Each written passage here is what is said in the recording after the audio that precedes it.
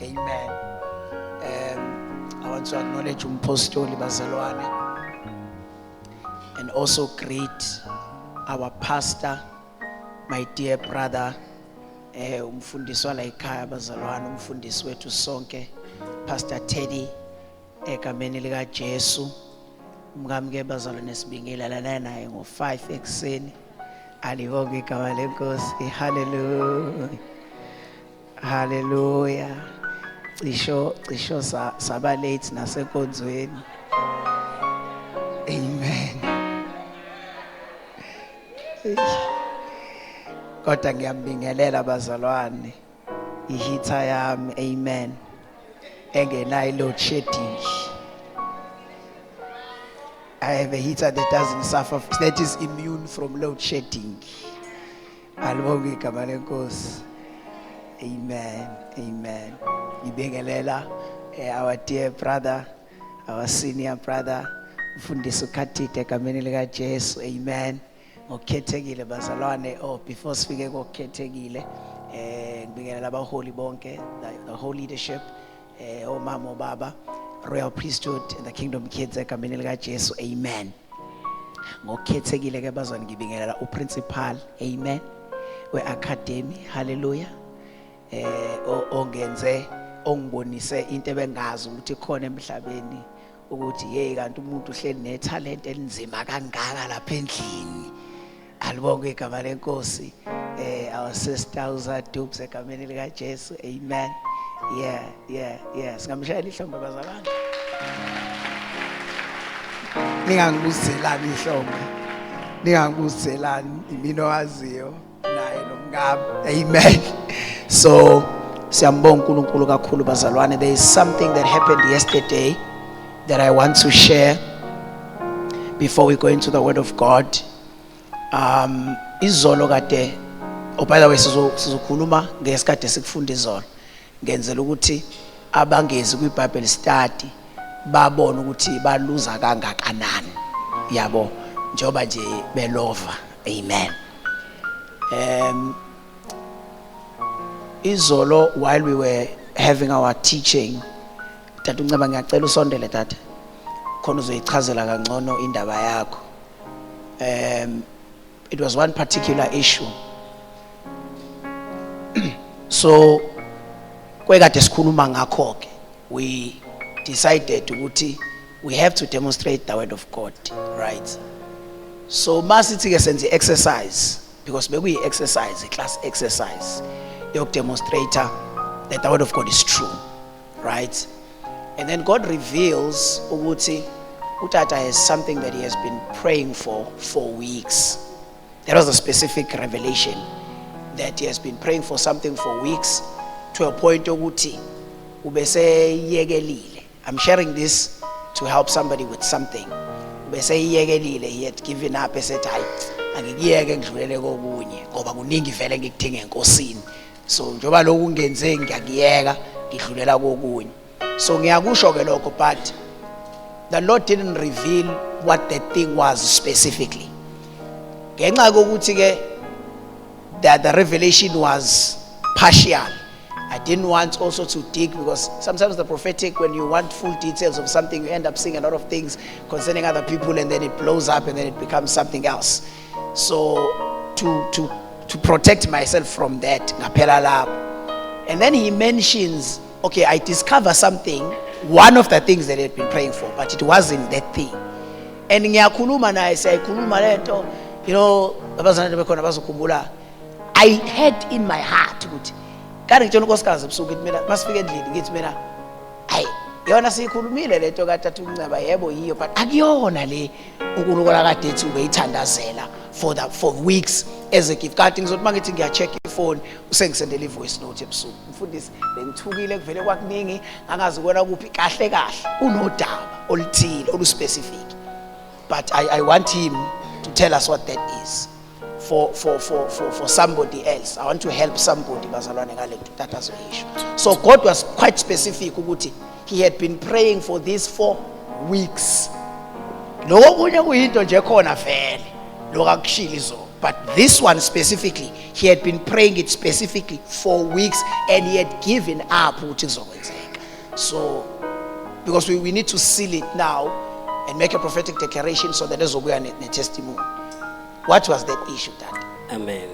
Mfundisi. 2020 ndine business ndine partner nomuntu kuya. 2020 kwavele imali yavaleka yangasaphuma, but iyaqhubeka yona iyasebenza, imali yayifaka but ayizi ukuthi.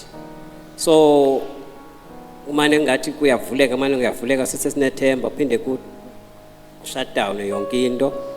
Then kwakhona izinto kufanele sizilungisile, basinika u30 days. Xa nibala u30 days wethu befana uphela on the 23rd ya this month, kodwa still kusathe cwaka. So ndiyabonga ke kuba bese ndiyekile nyana ukuthandazela kusenisithi kuyobonakala lase kuThixo esethandile yena, kuba lo mali as from 2020 yavele nje ibusiness yayenza kodwa yizi kuthi. Amen.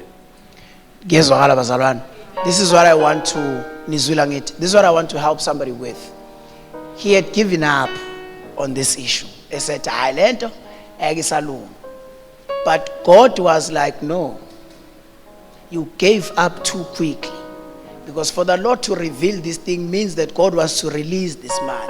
Because you remember, when I told him, it is spiritual, it is spiritual. Ayikho spiritual lento kade uyithandazela. It's material. Wasethi ufuna imali yokuqala leliya business lelelinye. So that money that he is looking for, it's locked up kulelo khuzana, kule business kade ivalekile for how many years now? For 5 years. So the prophetic declaration, because some prophetic declaration must be made publicly in order to speak to the atmosphere. Singama ngeenyawo mzuzwana. So we are going to make a prophetic declaration, and we are going to give it days, not weeks, not months, because it's already overdue. So by the inheritance that we have in the kingdom of God as his sons, and in this house as the sons of this house, we declare this over your life. Those funds that are closed up will be released before 7 days are over. In Jesus' name. In Jesus' name. It's done. And while we are saying this, Bazalwan, while we are saying this, I need you to know, ungayeki ukuthandazela into wazi kahle ukuthi yakho ungakayitholi, ungayenzi leyo. If you are praying for something, have faith and have perseverance. Ungamiyeki uNkulunkulu wenze lento esikhulume ngawo ngababizo. Ungamiyeki uNkulunkulu engakayenzi into oyicele kuyena. Ngoba lento yokuthandaza ungaphendula mase uya give up, leyo nto yakulimaza ukukholwa kwakho. Uzogcina ungasamthembi uNkulunkulu noma esekhuluma nawe izinto ezinkulu esefuna ukukudedela izinto ezinkulu neziserious, because you gave up on the little things. Sami ngeenyawo zethu kanjalo bazalwane. Can we please welcome our apostle, our spiritual cover, our commander, in the name of Jesus. Hallelujah. Hallelujah. Hallelujah. Shayizanda bazalwane azafike endaweni yakhe. Hallelujah. Hallelujah. Amen. Siyabingelela mfostori. So bengisasho njalo ke bazalwane, ningayeki ngoba God works with faith. Now mangabe sikhathale ekholweni izokwenza ukuthi uhambo lwethu nenkosi, because you have to believe God for the little things in order to be able to believe him for the great things. Kunezinto ekufanele ngempela ukuthi umkholo ekuzona uNkulunkulu is-serious. Now if you're going to be giving up on the little things and giving up and giving up and giving up, your faith is going to get weary. Kanti mhlawumbe futhi ezinye zezinto uNkulunkulu azenze empilweni yakho, they are not for you, they are for others. Uyabo abantu abaningi nje, I have a friend, well she's no longer a friend now, but she was a friend sasifunda nayo isikole, a great worshipper and prophet, umthandazi namhlanje. Ngathi mengimbuza sengibona efaka izinto la ngathi we mngani wami sewumthandazini, wathi mina ngathi nibangeni noJesu, wenzeni uJesu? Wathi mina hayi akukho kwenzakele nokonakele, the anointing of God was working on my life, God was helping other people, but insindiso mina ayingisebenzelanga. Nayezinto ngishoyo, she stopped following Christ because izinto bezinganzeki kweyakhe impilo, uthi ugcobo lwakho belibona lisebenzela abanye kodwa yena lingamsebenzeli, wasebona hayi no akaye ngapha. Nyangiswa bazalwane, leyo nto le idalwa ukuthi you don't persevere until what you are praying for happens. Ungavumi Satan akakurobhi, ungavumi. If it means you have to pray for years, pray for it until it manifests. Mawubona ukuthi engathi akwenzeki, mbuza uNkulunkulu ukuthi kungani ungangenzeli, so that if it doesn't happen, you know that God doesn't want it to happen. Ungayeki kanti God wants it to happen, He just needed you to persevere in prayer and in faith. Don't give up. Alenzi lelo phutha. Into yesibili sesingahlala phansi kwasona ngiyabonga. Into yesibili that I wanted to encourage you by ngalokho okwenzeke kutata ilokho ukuthi some things bazalwane esithandazelayo, umfundisi wakushumayela ngalento la, azenzeki, aziriliswa imikhuleko yethu, iyaphendulwa but izinto zingariliswa imikhuleko yethu. Udingeke a declarative word or a revelatory word from the anointed of God, ogcotshiweyo kaNkulunkulu. Nakizwa bazalwane, uthola ukuthi izinto azenzeki nje isikhathi eside, kanti lento ibisolimini logcotshiweyo, ibilinde ukuthi aze ayiphikaphe ogcotshiweyo mase ayideclare ukuze yenzeke. Imagine ukubuhana wayeka ukuyeshilo ayothandazela umntwana, she had to go there until uElaza amnothise ayiphikaphe indaba yalo mama ebesathi mthole lokho kucela enkosini, so that her womb opens. I-release kaSamuel yayihlele emlonyeni kaEli. Now what am I trying to say? Sometimes you will pray for something until God reveals it kogcotshiweyo. Ngenxa ukuthi wena sewugive upile, athi uThixo eyisho ngogcotshiweyo ungakholwa ngoba sewugive upile, and then you miss your moment of release. Ngiyayizi ngizama ukuyikhuluma bazalwane kunini. Let me say this. God wants good things for us all the time. All the time. So stop selling your prayers short. Stop selling your faith short. Believe God. Do what, bazalwane? Believe God. 2 Timothy chapter number 3.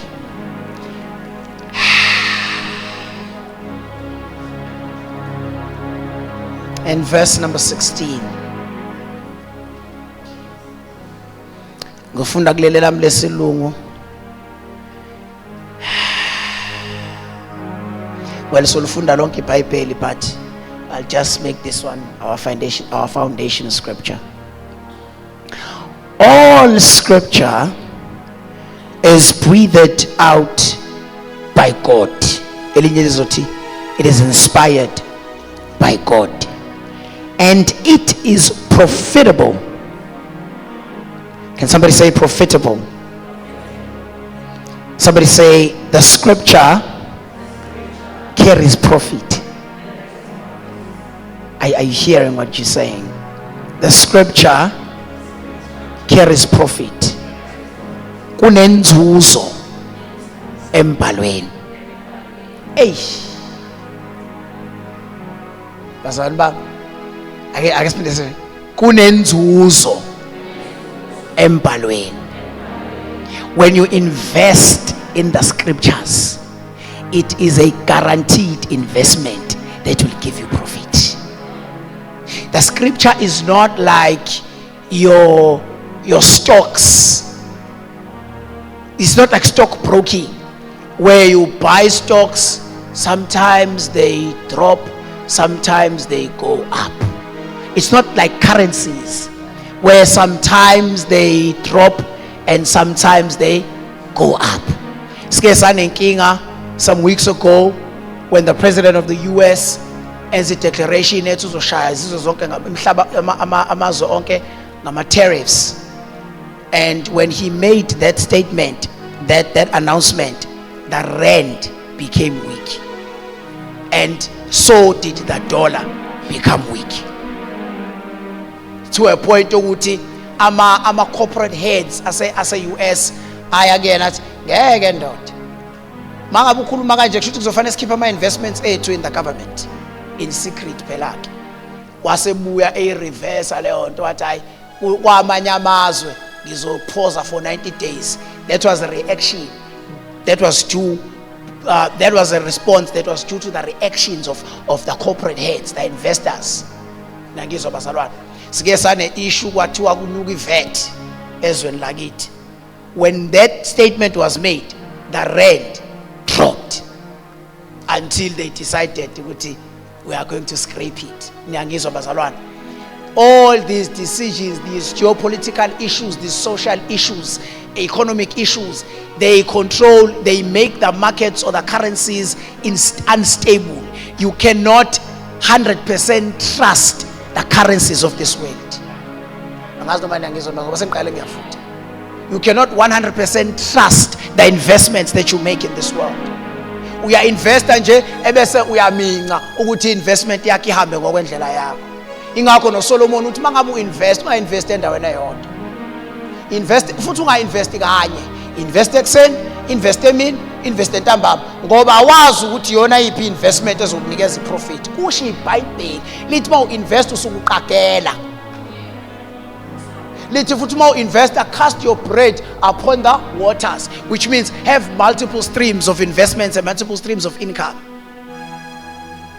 Nyangizwa nto bazalwane. But the word of God, it is the only investment that has guaranteed profit.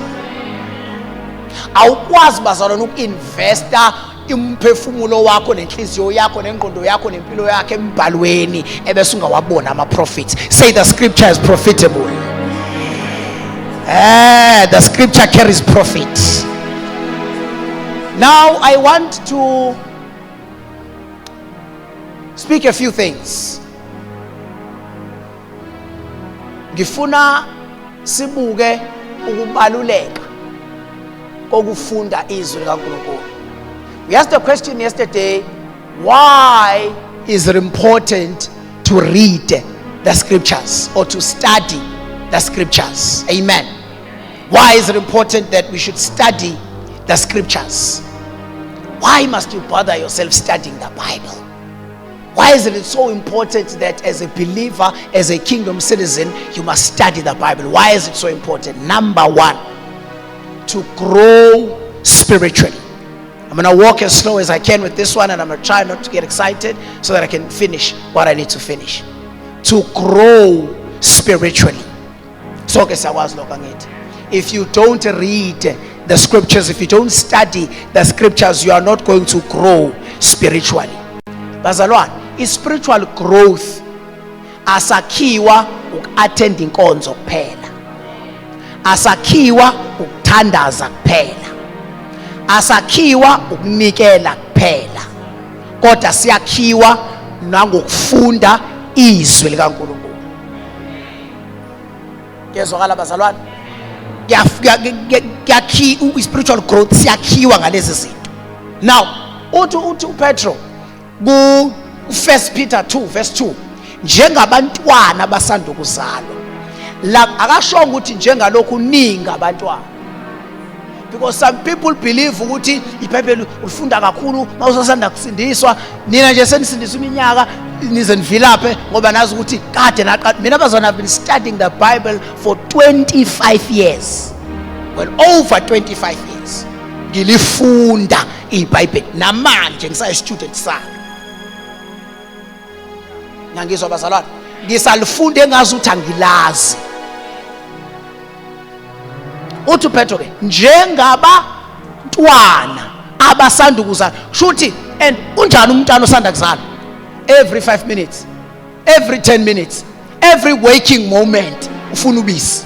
Meke nje waphaphama ufuna incence. Nomama naye bengazi ukuthi akakhuluma ngithi ngomlomo. Uvela khale meke wakhala umshuthe kibele. Angithi bazalwane, because ukulangazalela kwakhe kukodwa kuphela kusobisi. Uthi uPostoli uPetro ke nokulangazelela kwethu kufanele kube njalo, ukulangazelela kwethu izwi. Hayi lento yokuthi izwi sizolifunda ngesonto kuphela makushunyayelwa silivale lize ligcwale intuli. Listen, when you are studying the word of God, you are not doing your pastor a favor. When you are studying the word of God, you are doing yourself a favor. It gives you spiritual growth. You are not going to grow spiritually if you don't study the word. Utmekhuluma umbhalo amaHebheru chapter 5 mechaza ngoMelkizedeki. Hey bazalwane, bekhuluma ngoMelkizedeki lapha ethi uJesu emfanisa noMelkizedeki achaza bese athi yazi bafowethu kunezinto eziserious engifuna ukuyitshela zona ngoMelkizedeki. Lezo zinto eziserious ayefuna ukuyixoxela abazalwane bamaHebheru ngoMelkizedeki ngizonihlebela nje mina ukuthi iziphi lezo zinto. Lezi zinto eziserious ayethi ufuna ukuzisho. Wayezama ukubathi wayefuna ukuthi bona nginenkinga ukuthi manje ngifuna ukubuyela kwiJudaism. Because you think going back to Judaism is safe, you think going back to Judaism is easier because it is something you understand, something that you are accustomed to. Lega Jesu iumcingo, lega Jesu inenhlupheki nezimpi. But I want to tell you something. It is not death to follow Christ, but it is elevation to follow Christ. Uthi ke lomuntu enimlandela akafani noAaron ofayo. Lo muntu enimlandela akafani nezingelosi ezidaliwe. Lo muntu enimlandela ufana noMelkizedeki ongenasiqalo nasiphetho seyinsuku. Usethi ke into efuna ukubatshela yona ukuthi kahle kahle ngifuna nibambe lento ukuthi if you follow Christ closely you will become like him. Ethi njengoba nje akanasiqalo nasiphetho seyinsuku, he was saying Christ is eternal. He was saying Christ is God. And if you follow him closely, that godness will rub off on you. So you will not just be an ordinary human being, but you will be God on earth. Uthi ngiyafuna ukunitshela le odwa manje kuzoba nzima ukuthi nginitshele ngoba senabalukhuni ekuzweni. Mangasuka nje ngithi ningonkulunkulu emhlabeni nizocabanga idolatry nina. Ngiyafuna ukunixoxela ukuthi kahle kahle as kingdom citizens you don't operate in the class of human beings, you don't operate in the class of angels, but you operate in the class and in the dimension of God. Kodwa benganitshela lento nizocabanga idolatry. So uthi nginenkinga ke ukuthi senilikhuni ekuzweni. Ngizothi mangiyikhuluma lento ube ngathi I'm being blasphemous. Oh bazalwane. When the gospel of the kingdom busted out in those years, impostolini libamba ivangeli lombuso. When it busted out, abapostoli belishumayela bethi no singonkulunkulu emhlabeni, no singamakhosi emhlabeni. There were people who were saying, hi, this is blasphemy. You can't say you are equal to Christ. You can't say you are one with Christ. You can't say you are God. Or you know, selifuna ukukhonzwa manje, selifuna ukukhothanyelwa manje. Why? Because kwakhulunywa nabantu abanjani abalukhuni ekuzweni. Now uthi ke lo mdlalwane senilukhuni ekuzweni. Senaba abantu abasadinga ukuqala phansi bafundiswe engabe nabo sebeyafundisa. Ilevel enikuyona nebhange senilihambile likhomba ukuthi nani fanele ngabe seniyafundisa manje. Kodwa zadinga ukuqala phansi nifundiswe ama elementary teachings. Usethi ke I can't give you solid food. The kingdom word is solid food. The kingdom word is lombuso is solid food. But I can't give you solid food because solid food is for those who are matured. Solid food is for those who are matured, who have exercised their will in abiding by the principles of scripture, having been taught the scriptures, practicing the scriptures, being not only hearers but doers of the word. And as they become doers of the word more and more, they grow more and more until they can eat solid food. Those people are mature. Shout, the Bible gives me spiritual growth. Say, I need the scriptures for my growth. Number 2, you study the Bible so that you can be able to know God. Bazalwane, uNkulunkulu simazi ngezwi lakhe. simazi ubayeke ba right nalaba bezambulo nama encounter right ama encounter ubona singawashare nje ama encounter are actually supposed to be private and personal things that affirm our faith, and we don't build doctrine on encounters. But we don't teach God based on our encounters. We don't teach people about God based on our encounters. Mangafika nje lapha kwenu ngixoxethe bazalwane benginokuvakashelwa ingelosi. If ethi mean that's how I started reading the Bible. Kwakuvele kufika umuntu ahlala eduze komphethe wami. Angibuza umbuzo. Athi ukuthi kuthiwa kuchaza ukuthi ngithi mina ngazi ebesathi go into the word. Ngiyangisho bazalwane ngifuna impendulo yalento ayishiya ngiyolihlola iBhayibheli ngize ngifike kulento akade ibuza iphendula umbuzo akade ubuza. That's how I started studying the scriptures. But I don't build my doctrines on that. But you know God by his. Some of us have been taken into the throne room of God, but we can't come back and say, if you have never been into the throne room. No, you don't build doctrines on encounters. Encounters are for you. But the word is for all of us. Some of us will never see the face of Jesus Christ in this world, in this earth.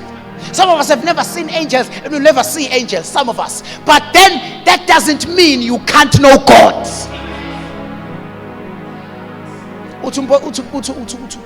Moses la 33 messages ohamba go Exodus 33 uthi teach me your ways. Why? So that I can progressively so that I can progressively know you. Exodus 33 verse 13. I want to know your ways, but the reason I want you to teach me your ways is so that I can progressively know you. So that I can do what, bazalwane? Progressively know you. Ukwazi uNkulunkulu ku-progressive, bazalwane. You progress in the knowledge of God.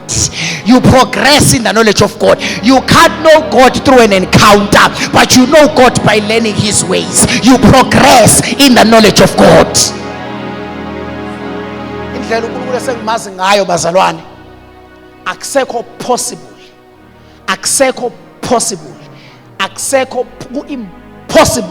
ukuthi ngamphika uJesu. Ngeke kusasa yabo le ngisho khona izinto eyisho ngoba nakubusisekile. Yabo masibusisekile usho ukuthi hayi ngiphinda ngisuke kuJesu. Lokhu ngikusho because there've been situations in my life ebezingikhomba ukuthi ngiyiyeke into kaJesu. There've been situations in my life ebezingikhomba ukuthi ngimdele uJesu. There were times where I said to the Lord, uyabona nje uNkulunkulu kuba kuyi ngokuthi sengiyakwazi lento yakho ngabe ngiyayeka kahle kahle into esengiyihlalele embusweni wakho ukuthi ngiyakwazi. And this knowledge is progressive, and you can only attain this knowledge through the word. Njengoba uthi Moses nje teach me your ways, uthi you teach me your ways through the.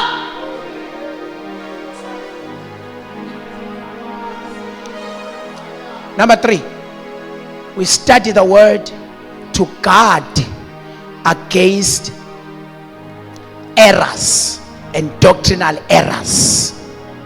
17 izenzo abazalwane base Berea. Apostle Paul afika abashumayeza. Akusafani ke ngesikhathi soPaul nesikhathi sethu manje. Thina siphatha iBhayibheli sithi sifunde incwadi ethile nani nibe nifunde.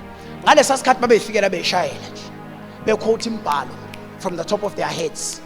Babeshumayela babequote imbhalo from the top of their heads. Laba bashunyayezwayo mase hambile uPaul bahlangana. But uthe what incwadi ethile ithi let us go into the scriptures to search for ourselves so that we can make sure ukuthi lento akayishoyo uPaul iyiyo na. Lento kuthatha ivesi olushunayeziwe ugijime nalo ungazange wayingenele embhalweni wayihlolela ngokwakho. A lot of us are carrying false doctrines. A lot of us have even lost their faith because sangagijima nabavesi oshunayeziwe sangazihlolela ngokwethu umbhalo. It guards against false doctrine. Ngeke nje ume la kule pulpit lase Kingdom Life ufundisa into engekho ezweni.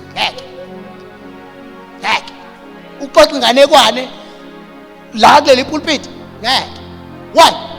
Ubona ngamehlo? Ungakabheki nje umpostoli, ubona ngamehlo umfundisi utheni? Khona lento ayenza ngamehlo athi kodwa ebethi yebo ngoba uyakhina encourage kodwa amehlo akhe athi sengamfunda athi angizwa kahle into eshoyo. Nangizwa bazalwane. Why? Because he studies the word. We have been taught the word in this house. We are guarded against false doctrine. Can you say amen, somebody? Number 4, to be equipped. To be equipped for every good work. The scripture that we read, it is profitable for doctrine, for reproof, for correction, and for equipping the man of God. Man of God, for all and every good works. If you want to know how to serve, you don't ask your emotions. You don't ask your emotions. You don't even ask your departmental director. Intercessors, if you want to know how to serve in Kingdom Life Ministries International, you don't ask Kakashe. Hostesses, if you want to know, well, you can ask. If you want to serve hostesses, you don't ask Mrs. Mambulu and then stop there. But you ask the word. Because the word will equip you for proper service. Ngoba izwi litshengisa the spirit of serving. We give you the principles, the practical principles of serving, but the spirit will, the word of God will give you the spirit of serving. Izwi umuntu oseva eyikhuphe izwi noma sesimkhubile la esontweni kodwa akayeke ukuseva ngoba useva eqhutshwa izwi. Kunamazwi kaBafe ngwathandayo uthi mina when I step on this podium, ngiyamlalela mayekhuluma uthi when I'm here, I'm not doing it for myself. I'm not doing it for applause. I'm not even doing it for the apostle. I'm doing it for the Lord. I'm not doing it because I have to. If I don't do it, nobody else will do it. No, I do it because I understand this is my way of serving God. So I'm serving God when I step on this podium. I'm not bothered by who said what and who did what. I forget everything else around me when I'm serving the Lord.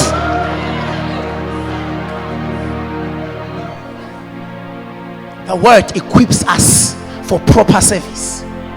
If you don't study the word, you serve. Yabona umuntu ongalifunda iBhayibheli siyambona thi. Iworship ayelafunda iBhayibheli siyalibona ukuthi alifunda iBhayibheli. Ne-ashe engalifunda iBhayibheli siyalibona ukuthi alifunda iBhayibheli. Ne-elder engalifunda iBhayibheli siyalibona ukuthi alifunda iBhayibheli. Sikuze ukhuluma la emlonyeni lo alifunda iBhayibheli. Useva nje ngoba nakefuna ukuthi abonakala ukuthi uyaseva. Akasevi ngoba eqhutshwa umbhalo. Siqhutshwa umbhalo iwona sikhuphayo bazalwane. It equips you to serve. Angazi ndawo kasadluleki la. But it equips you to serve. Umbhalo uthi ungajabulela ama-applause abantu. But yenza okwenzayo as if you are doing it unto the Lord. Let us submit to those who are leading you in the faith as if you are doing it unto the Lord. Uthi yebo submit to one another. Submit to one another. Ligolozelani. Umuntu awufuna umbhalo umona ngokugoloza makuthiwa kenza into. Ufuna ukuthi ezwe ngothile khona ngezwe ngawo. Kodwa umbhalo uthi submit to one another. Manje umuntu oyikhuphe umbhalo uyazi noma ngifuna ukugoloza kodwa umbhalo uthi angagolozi uthi angisubmit. Serve. The scripture equips you to serve. The scripture equips you to serve. Bazan umbhalo uthi if you serve the Lord faithfully, be faithful until death. Not until somebody discourages you, but be faithful unto death. Not until somebody gossips about you, but be faithful unto death. Not until somebody says you are not good enough.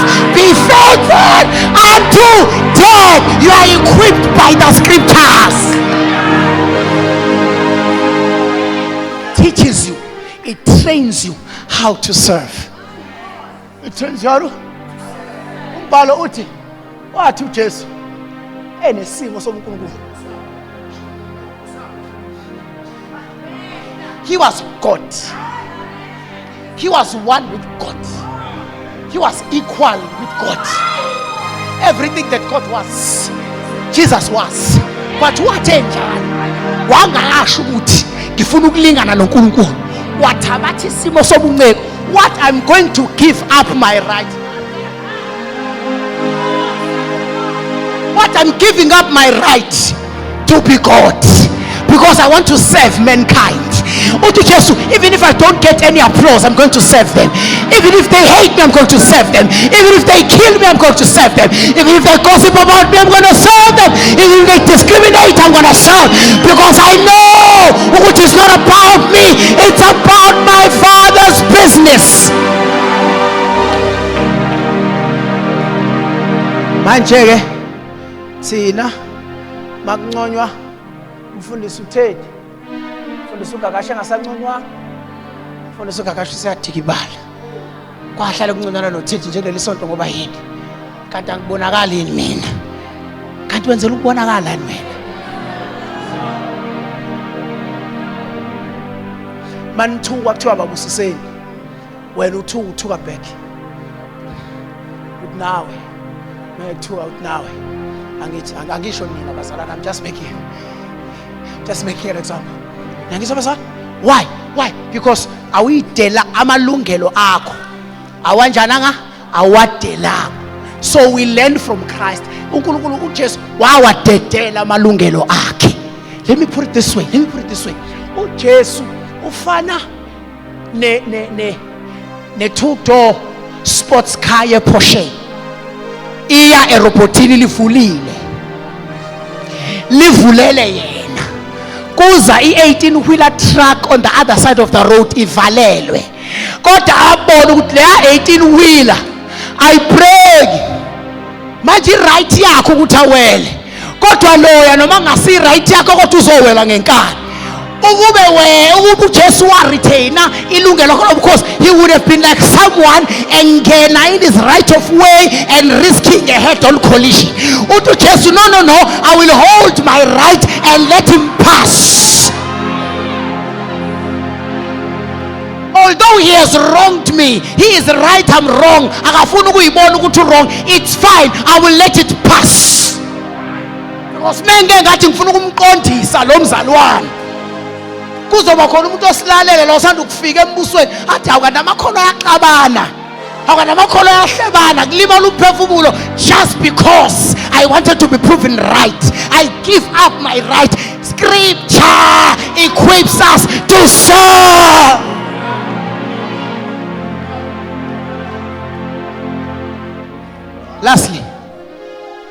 Lastly, we read the Bible because the Bible is the word of God. That's very important. It's very important. We read it. Why? It's the word of God. The Bible has claimed. The Bible has made claims about itself. Tell me before we get to that one. Let's touch on this one. We read the Bible, or we study the Bible, because the Bible transforms us. The Bible does what? Bafowethu, umbhalo yona kuphela incwadi eyenza umuntu abe yilento ayifunda kulona.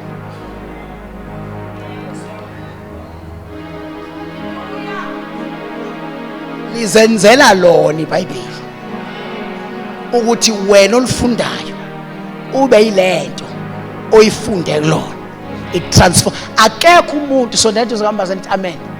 akekho umuntu ongafunda umbhalo angaguquki, akekho. Angikhulumi mina ngabantu abangena Google bafuna ivesi lokushumayela bahlanganisa ama notes okushumayela bese bemphambi kwazo bashumayela into abangayiphili nabangayenzi. Ngikhuluma lo, ngikhuluma ngomuntu olifunda, ngeke ulifunde iBhayibheli lingaguquki, liyamguqula umuntu izwi. Uthini uPaul Paul?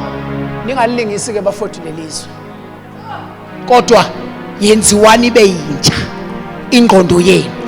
Ngamanye sokuqala uthi guqulwani, be transformed inwardly by the renewing of your mind. The only thing that can renew your mind is the word of God. When you read the word of God, you gain new patterns of thinking. Nabazalwane, umuntu ofunda iBhayibheli uyashintsha umqondo. He starts thinking a particular way. Thina sikuzwa kwi-conversation mawudlile umqulu. Yabazalwane, mina ngilapha endlini, ungami uzajabona usungisebenzisela iBhayibheli. Mina ngize ngivika ama-argument ngevesi. Athi uyangihlakaniphela ungifakela ivesi ngoba nakulikuvuna, ngithi hayi ngoba ngilingivuna mngani, ingoba ilona engingakwazi ukuma ngalo manje. Because my life, bazalwane, is consumed, it's filled up, it's permeated by the word of God. It transforms you, changes your character. The word of God, it changes your character. It changes your character. Uthi niguqulwa ini isimo senu. Na iguqula ingqondo ethu ibe yintsha. When uguqulwa ini isimo senu. Nale ka renew, leli gama lika renew nje bazalwane, it's a complex word because it carries two seemingly contradictory conjunctions, or I don't know if it's conjunctions or what, forgive my poor English. It's a prefix ka re, and then the suffix ka new, right? New is something that has never been used before, right? But to re is going back to the original state. If we say re, we are saying going back to the original state. Now he's saying, let your mind become a new mind, a mind that you have never had before. But this new mind that you have never had before is actually going back to its original state. It's new because you have never used it. Uthema ufika nje wena emhlabeni wafika sewufica ingqondo kaAdam eyonakele. Manje wa inherit ingqondo eyonakele. But the word will take you back to how your mind was supposed to be before Adam ayimoshe lento. You are being taken to something new because you've never used it before. But it's not new in a sense of being unexistent, but it's new in the sense of, hey, well, no, you've never used it, but what you're actually doing is going back to your original state. Uzibone ngendlela uNkulunkulu ayekubuya ngayo isono singabi khona. Eso umuntu ofunda iBhayibheli akekho sin conscious, kodwa uChrist conscious. Now, when you go back to the original state of mind, that's when your character will change. Character umuntu ayishintshwa imigomo nemithetho. Imigomo nemithetho yakurestraina kodwa ayishintshi. Kodwa into ekushintshayo kwi-character yakho yizwi nokwamukela umqondo wakho o-original. It's only found in the word.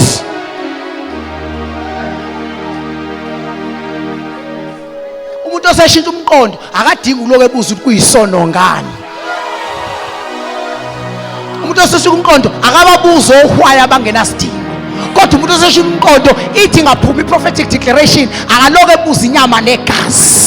Kodwa mayiphuma i-prophetic declaration uya-obey, asubmit, because their mind has been renewed. I pray today that the Lord will take our minds back to the original state where all we knew was the will of God, where all we knew was the ways of God, where all we knew was the dimension of glory. Transforms your character. Sit down. I'm almost done. I'm almost done. Transforms your character. Transforms your character. And then it directs your path. Does what? Directs your path. Listen, bazalwane. izwi likaNkulunkulu ukufunda iBhayibheli noma ukutadisha izwi likaNkulunkulu likwenza uNkulunkulu ungamenzi abe uplan A. Yabo? Ngoba uNkulunkulu uma umenze waba uplan A, the minute kuba khona uplan A, you have got to understand there's going to be a plan B. So ukufunda izwi kwenza uNkulunkulu abe yi-only option. Uthi uDavid, uma Nkosi ungangidirect ngezwi lakho, angeke ngize ngiye sangomeni ngiyofuna idirection, ngoba idirection fanele ngiyithole ezwini lakho. Angeke ngiye kwaprofeti Mbumbulu izangoma eziyibiza ngabaprofeti kodwa sibe ziyizangoma nababhuli abakhuluma ngemilozi namandiki namandawe egama befaka isuti bedlala isound system netende. Angeke ngiye kubo, but I'm going to wait for your word, because it's your word that gives me direction. 119 verse 105, your word is a lamp unto my feet and a light on my path. When I walk according to the word of God, there's light in my path. I don't walk in darkness. I don't walk in confusion. I don't walk in lack, because there's light upon my path. Antugisegi kuyakhanya endleleni yami ngoba mina ngiholwa yizwi. Gives you direction. Gives you direction. Bazalwane oholwa yizwi. Umuntu oholwa yizwi. Umuntu oholwa yizwi. He gets direction. Umuntu oholwa yizwi uphenduka afane noKristu. Lithi phela thina sibheka ubuso beNkosi. Sibheka umuntu weNkosi ngobuso bambuliwe. Bese siyaguqosana naleyo nkasi. Mabe simbuka ngathi sibuke isibuko. Lithi ngathi sibuka. Asibona za. Tell me something. When you go before a mirror, who do you see? Let's make it make sense. When you go to the mirror, who do you see? Now Paul says, when we go to the word, we are like people standing before the mirror, and the word that you are reading is the glory of the Lord. When we go to the word, we are looking at the glory of the Lord. When we are looking into the word, we are looking at the glory of the Lord. But this glory we are looking at is like a mirror. So we are looking at Christ, but we're not actually looking at Christ. We are looking at ourselves. So the word makes us to become. Awuhlali usanele ingunaphakade mawufunda iBhayibheli. Inkani iyaphela mawufunda iBhayibheli. Ulaka liyaphela mawufunda iBhayibheli. Inhliziyo iyaphela, amaqhubu iyaphela mawufunda iBhayibheli. Inhloko iyaphela mawufunda iBhayibheli. Ukwethelela kuyaphela mawufunda iBhayibheli. Iconsi lakini liyaphela mawufunda iBhayibheli. Ebazalwane, even money mismanagement iyaphela mawufunda iBhayibheli. Umuntu ofunda iBhayibheli umbona ngisho nasendleleni aspenda ngayo imali yakhe ukuthi lo ugavena umbhalo lo. Transforms you. You cannot be transformed if you don't study the scriptures. Listen, the only thing that is standing between you and your state of glory is your study of the word. So David, your word, the entrance of your word, it brings light. And then it goes further to say, in your light, we see light. So light comes in. And when the light comes in, that light, and in that light, we see light. Before the word, there's no light. But when we receive the word, then there's light. And in the light of that word, we see light. Before the word comes, there's no light. But when the word comes, then we begin to see the light. And when we begin to see the light, in that light, there's light. So from the light we see the light. From the light we see the light. We saw the light of Christ, and in seeing the light of Christ, we saw the light of the world. Jesus said, I am the light of the world. And then he turned to them and he said, you are the light of the world. You become like Jesus. You walk like Jesus. You talk like Jesus. You pray like Jesus. You declare like Jesus. You conquer like Jesus. Yeah! You become the Lord Jesus on earth. Azwalu John esathi njengoba enjalo ezulwini nathi.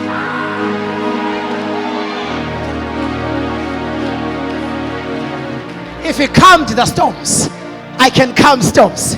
If he walked upon the waters, I can walk upon the waters. If he quieted the seas, I can quiet the seas.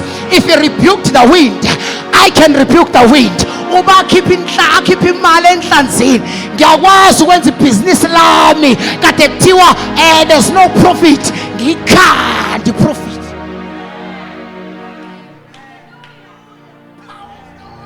Kade yonke into isithi angishintshe ibhizinisi ngizame elinye, kodwa ngoba uJesu wathi kulo fish kuzophuma imali. I will work it until it releases money, because uJesu ukwazi ukukhipha imali enhlanzini, nami ngizokwazi ukuyikhipha iprofit kule business. Nothing I do fails, because nothing that Jesus did failed. If he's not a failure, I'm not a failure. If Jesus never got sick, I'm not getting sick. If he wasn't oppressed by demons, I'm not getting oppressed by demons. If he conquered the devil, I conquer the devil. If he changed atmospheres, I change atmospheres, because the word of God makes me to be like Jesus. I am like Jesus. Whatever he is, I am. Whatever he does, I do. Whatever he has, I have, because the word makes me to become like Jesus.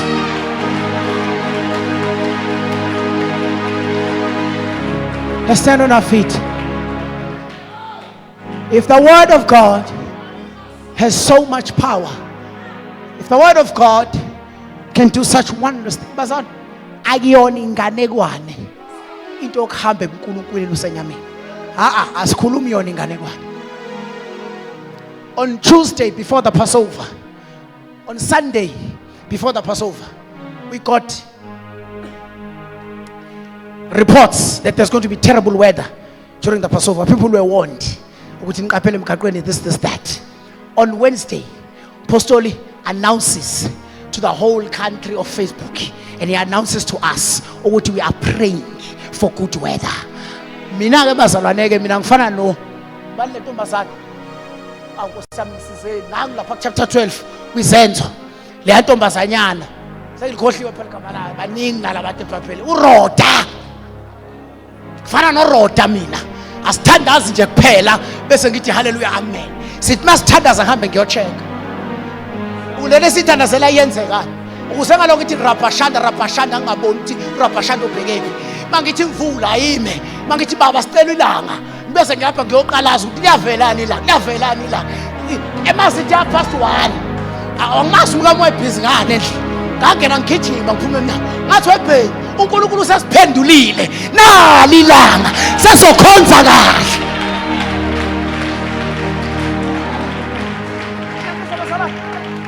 It was not a coincidence.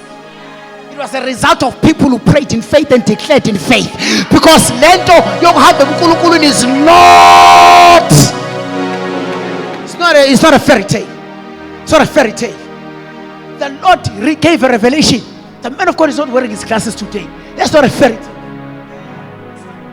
It's not a fairy tale. What you wear? In that retinal detachment. Is that what it is?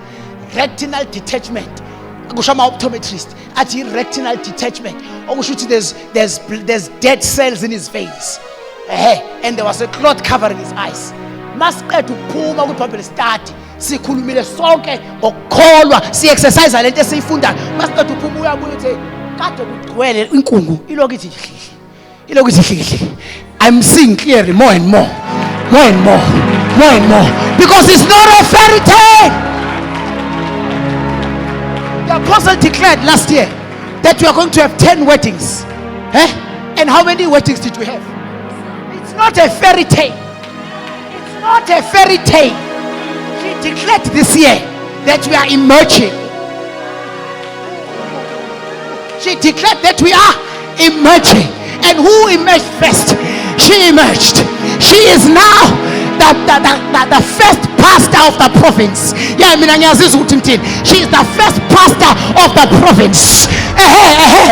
All pastors in the province submit to her.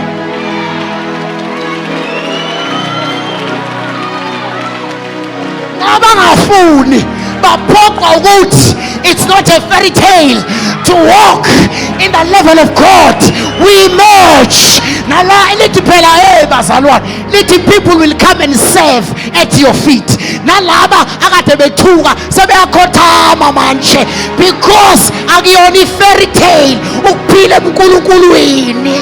by the power of the word.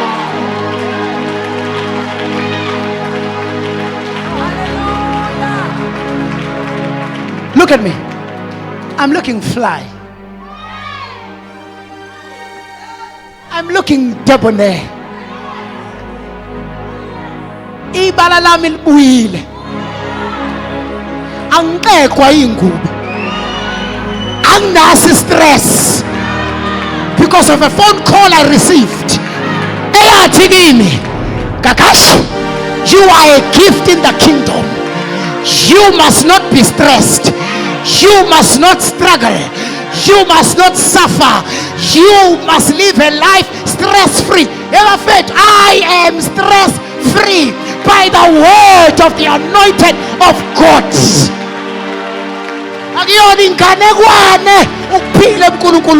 It is by the power of his word.